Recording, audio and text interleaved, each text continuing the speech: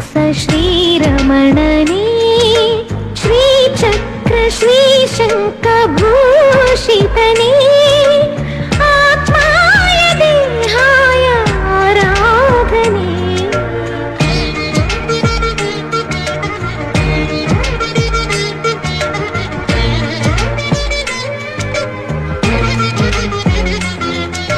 ಕರೆದರೆ ಬರುವ ಕಲಿಯುಗ ದೈವ ಪಾಪದಿನ